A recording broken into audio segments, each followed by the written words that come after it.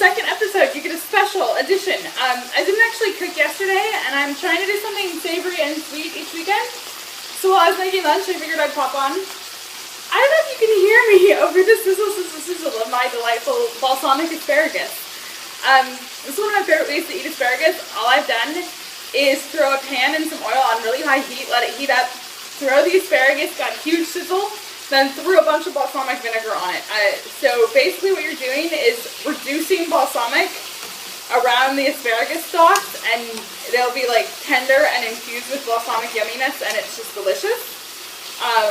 I will probably also throw some sliced almonds in a little while. While this is sizzling away madly in the background, I promised to discuss how and why this is not my drunk kitchen. So for those of you who don't know, My Drunk Kitchen is freaking hysterical and you should watch it. Done by Hannah Hart, who's a completely brilliant comedian personality who gets slightly intoxicated and then makes things in the kitchen. So this really wasn't intended to like be a following the footsteps of My Drunk Kitchen. It really was just a way to force me to figure out what I was doing while I baked, so that when people asked me for a recipe, I could actually give it to them. So that's what this is about. Ways in which it is not like My Drunk Kitchen. This is water. So for one thing, it would be my sober kitchen, which just sounds less fun, let's be honest. So it's not called that. So there's that difference. We also actually make things on this show. Not that Hannah doesn't make things sometimes, but hers is much more focused on like the comedy aspects, whereas mine is actually about the food. Because the biggest reason this is not My Drunk Kitchen is I am nowhere near as brilliant or hysterical or funny as Hannah Hart is, and I never will be. Yeah, so really not an issue. And then, I guess last difference, I'm jealous of Hannah Hart, and I'm pretty sure Hannah Hart isn't jealous of me. So there's that. So not My Drunk Kitchen. But you should watch that next, because really, it's a complete barrel of laughs. And I think you do learn how to make some things, kind of.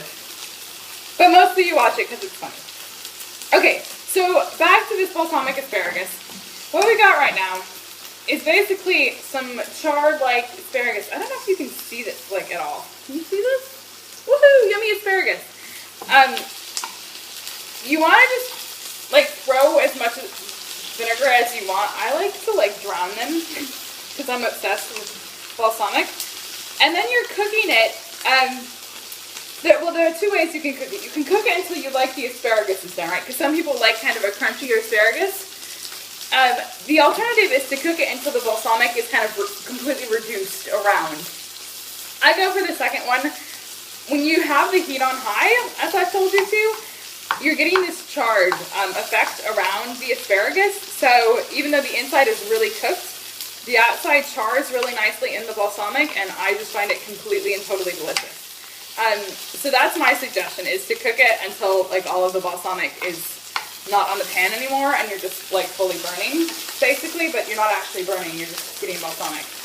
And then throw a ton of sliced almonds. I have pre-sliced almonds because I'm lazy and I cheat. Slash Tesco is right up the street. Tesco, that's British. Piggly Wiggly, Kroger, Meyer, Save-A-Lot, whatever, generic grocery store in your region.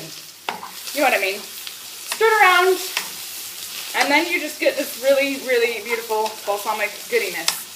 I happen to have some Boursin in the fridge, so I will definitely be putting the Boursin on this sucker. Also, grated parmesan. Feta would be okay if you want. You can also do this like balsamic reduction flash heating technique with sweet peppers, with broccoli, with sugar snap peas. Anything that's got a good amount of crunch to it. I wouldn't do it with tomatoes because you'll just get like this bizarre stewed flavor. Not good. Make sure to turn off the oven. Don't do that often enough in this particular flat. We'll see. Try it. There's no way you're going to see this. There's just no way. It just looks like smoking. I'm going to take a picture and post it on the website, and then you'll know what this looks like and how completely beautiful it is. And I think that's about it. Yeah, so not My Drunk Kitchen. Because I'm not Hannah Hart, much as sometimes I wish I were.